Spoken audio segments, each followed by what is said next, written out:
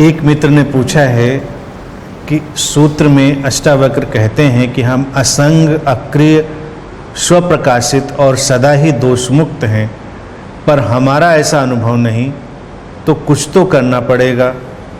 पर यहाँ अष्टावक्र कुछ करने, मेडिटेशन के प्रयास को भी बंधन बता रहे हैं।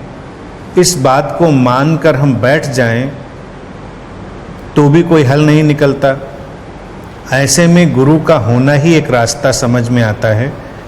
मेरी इस उलझन को दूर करें। अष्टावक्र तो वही कह रहे हैं जो बात बिल्कुल सीधी है, और कई बार संभव है कि सीधी बात भी समझ में आ जाए। मानकर बैठने की बात नहीं है। मानकर कोई बैठ सकता भी नहीं, ये बात भी आप अगर गौर से देखेंगे कि जो लोग मानकर बैठते हैं या बैठने की कोशिश करते हैं, वो प्रयासों में उलझे रहते हैं।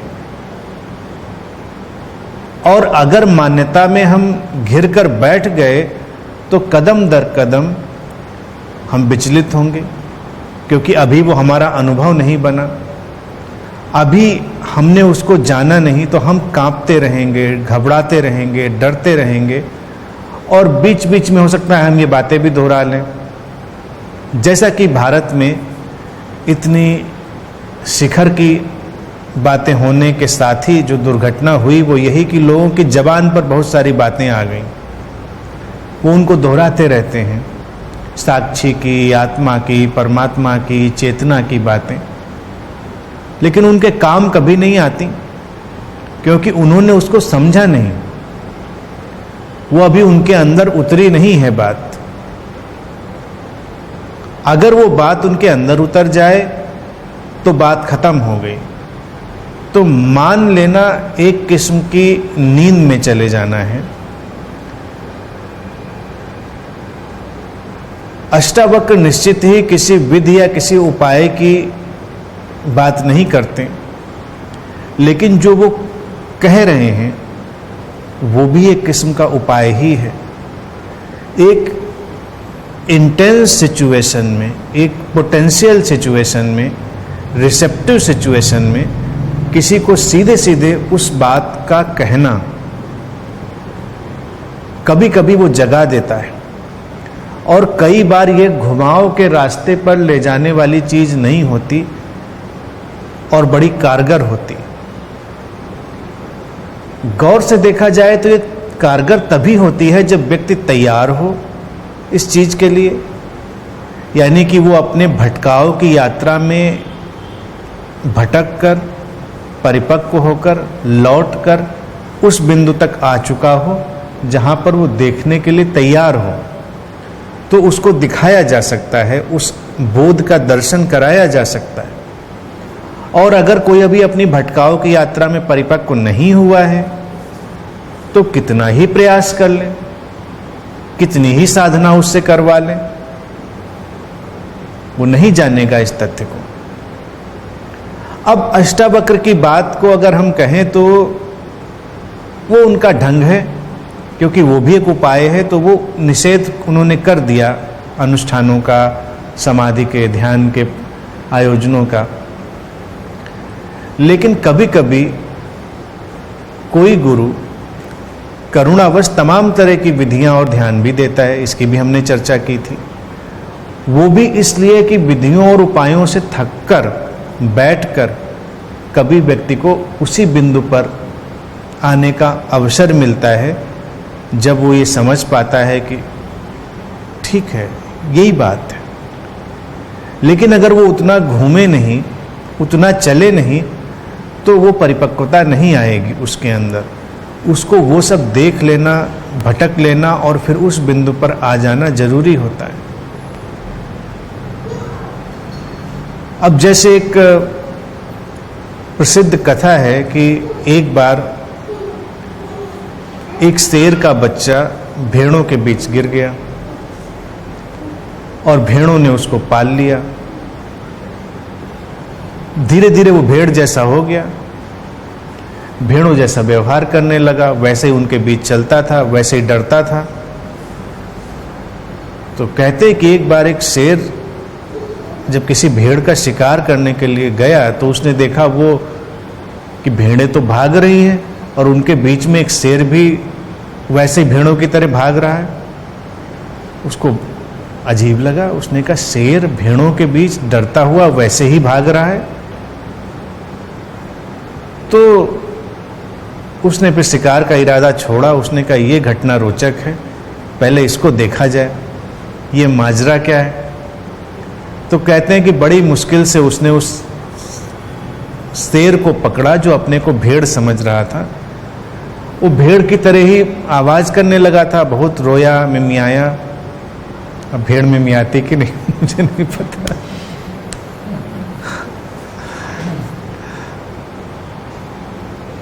तो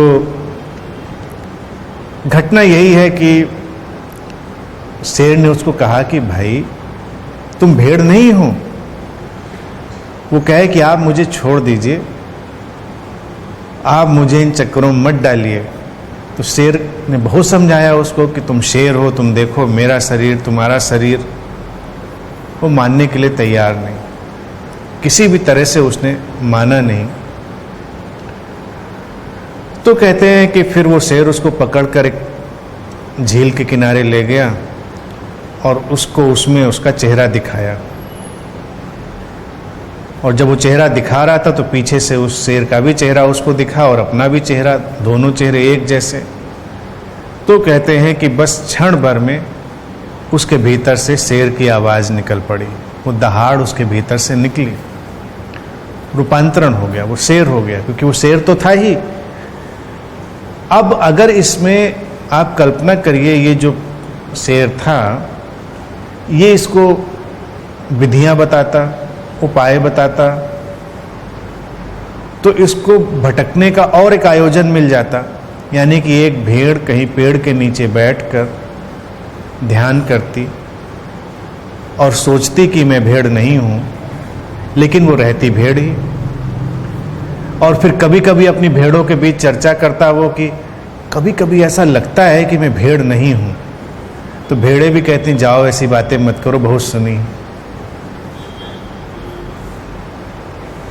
तो ध्यान के आयोजनों और समाधि के अनुष्ठानों के बारे में जो अष्टावक्र कह रहे हैं वो ऐसी ही बात है कि लोग करते हैं, थोड़ा सा कुछ उनको लगता है और फिर वो वापस लौट आते हैं, क्योंकि उनको यकीन नहीं आता। ध्यान के इतने आयोजनों में जाने वाला कोई भी व्यक्ति इस बात में यकीन नहीं करता कि वो अभी परिपूर्ण है, क्योंकि उसको होना है कभी भविष्य में। अगर वो अभी ही होता तो मुश्किल थी। हालांकि उपयोग हो सकता है ध्यान के कुछ खास आयोजनों का, लेकिन वो बहुत ही सजग और सचेतन ढंग से किए जा सकते हैं। और जैसी बात गुरु की उठाई है तो वो गुरु का ही एक ढंग हो सकता है कि वो कैसे आयोजनों के माध्यम से भी व्यक्ति को एक धक्का दे सके। लेकिन जब वो लोगों को सामने एक प्लेटफॉर्म की तरह आ जाता है, उनको लगता है कि ये तो ठीक है, ऐसे ही कर सकते हैं, तो उन आयोजनों का मूल्य खो जाता है। यानी कि हम उसका पैकेज बना दें, उसका फॉर्मेट बना दें और बिल्कुल वो वैसे ऑर्गेनाइज्ड फॉर्म में चलने लगे तो उपयोग नहीं रह जाएगा। हो सकता है जब गुरु भी उसको कह रहा हो तो बड़े ऑर्गेनाइज्ड फॉर्म में कह रहा हो, लेकिन उसका ऑर्गेनाइज्ड फॉर्म इतना नेचुरल ढंग से इमर्ज होता है कि लोगों को हैरानी होगी कि ये क्या ऑर्गेनाइज किया गया है या नहीं किया गया है। वो नहीं किया गया होता है।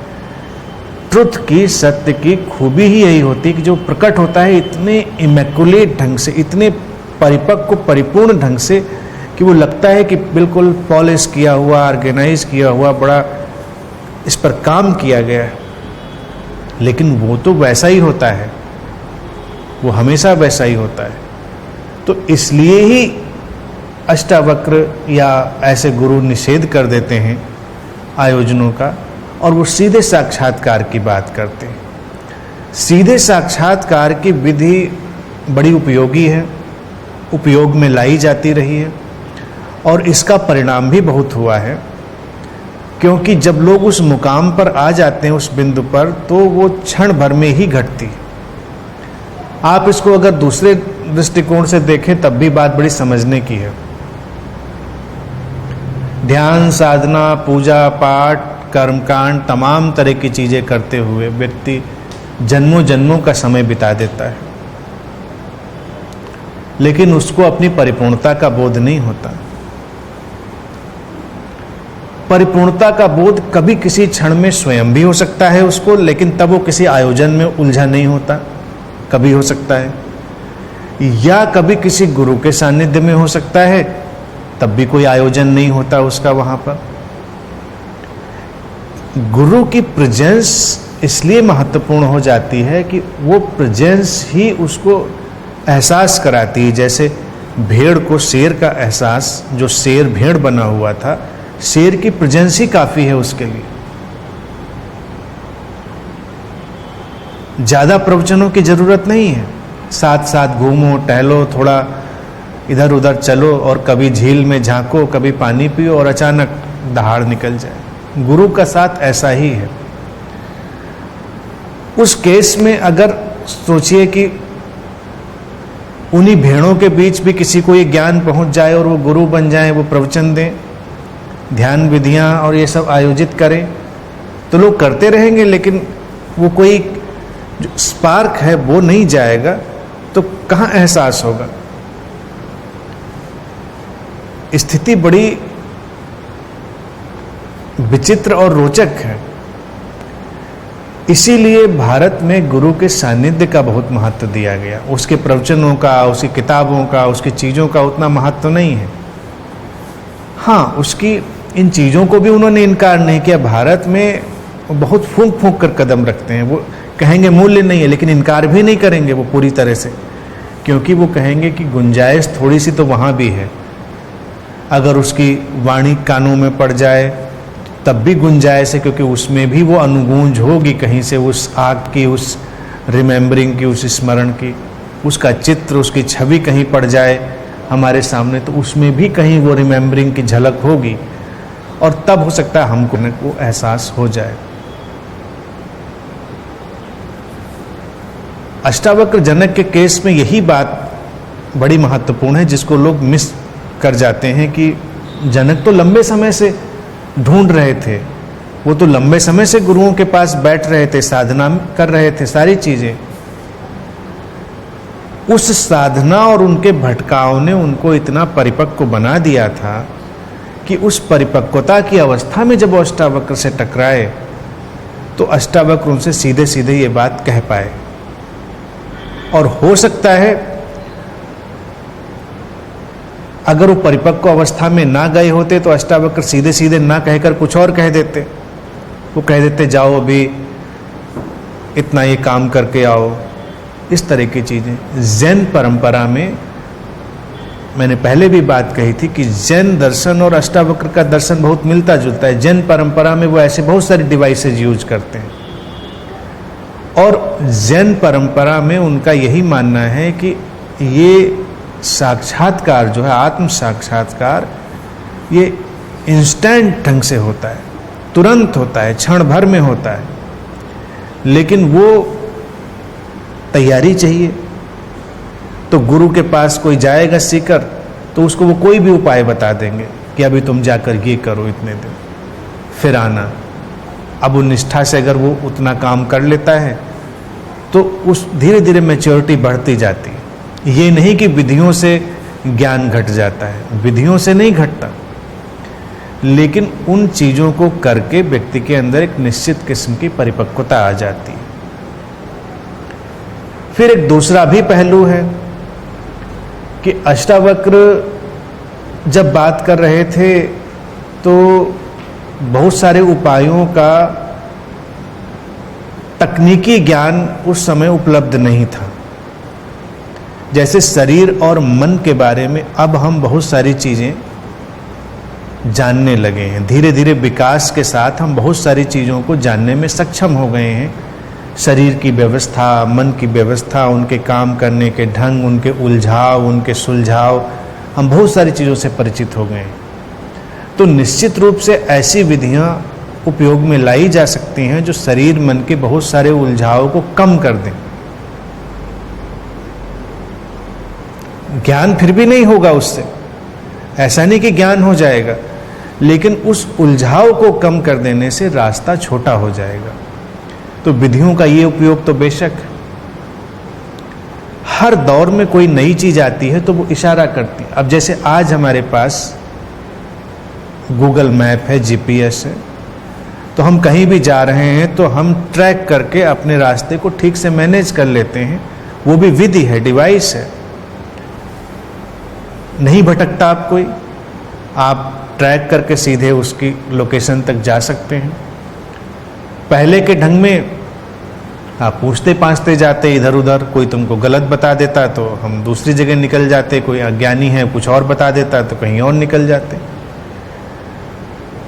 तो गूगल मैप भी काइंड ऑफ गुरु का ही रोल प्ले कर रहा है कि वो हमको एक शॉर्ट रूट दे देता है और हमको उसमें ये भी बता देता है कि इधर से जाओगे तो ट्रैफिक ज़्यादा पड़ेगा, इधर से जाओगे तो कम पड़ेगा, ये क्लियर है। सारी चीज़ें गुरु भी यही काम कर रहा है। गुरु भी बता देता है कि भैया ऐसे जाओगे तो इसमें ज़्यादा मुश्किल है, ज़्यादा लंबा रास्ता है, इधर से जाओगे छोटा रास्ता है।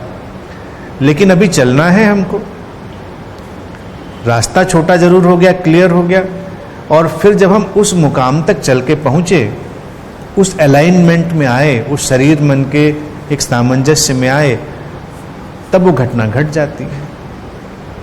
लौटने की घटना जो है, जैसे हम ठीक मैप से अपने घर तक आ गए तो आ गए बस, फिर आने के बाद हमको किसी नक्शे की जरूरत नहीं।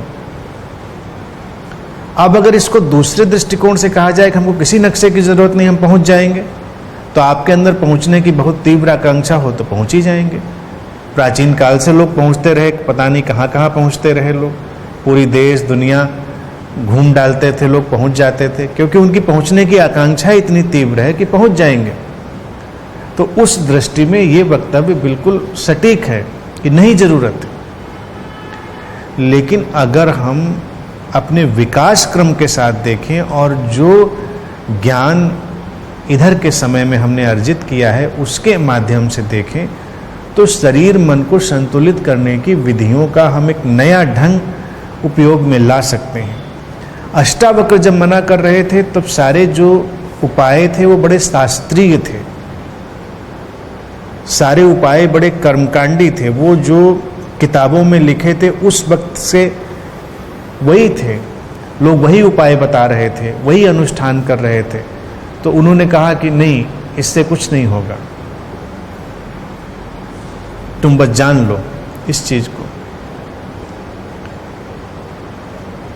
अगर वो साइकोसोमेटिक इम्पल्सेस को, उनके सारे इंट्रिकेसीज को उस समय जानते होते तो वो कहते कि ये जो शास्त्रीय ज्ञान है इसको हटाओ, लेकिन अलाइनमेंट में आने के तुम और उपाय कर सकते हो और फिर वो अवेकनिंग उतर सकती है तुम्हारे अंदर।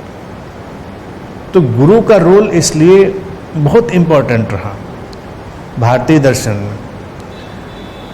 जिन लोगों ने भी गुरु को इनकार किया, आयरनिकली और बहुत ही फनी वे में वो गुरु का रोल ही प्ले करते रहे। अष्टावक्र भी इसमें गुरु का ही रोल प्ले कर रहे। अगर वो कहें कोई उपाय नहीं, तो उपाय तो फिर ये भी नहीं कि कोई बताए, अनुष्ठान तो चल ही रहा है। समाधि का कोई अनुष्ठान नहीं, लेकिन एक अनुष्ठान तो चल ही रहा है कि वार्तालाप चल रहा है। उन्होंने ये तो नहीं कहा तुम जाओ अपने घर बैठो, अपने घर बैठते हैं, बात खत्म, वार्तालाप चल रहा है। वो बैठे हैं और वो बता रहे। जे कृष्णमूर्ति ने इनकार किया, लेकिन अनुष्ठान चलता रहा। अनुष्ठान तो था ही कि लोग आते हैं, आप बताते हैं, क्योंकि बात बताई जा सकती है।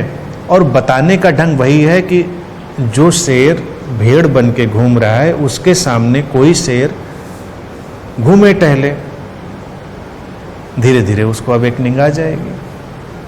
तो इसीलिए गुरु का एक रोल है, अपने ढंग से है और वो चलता रहता है।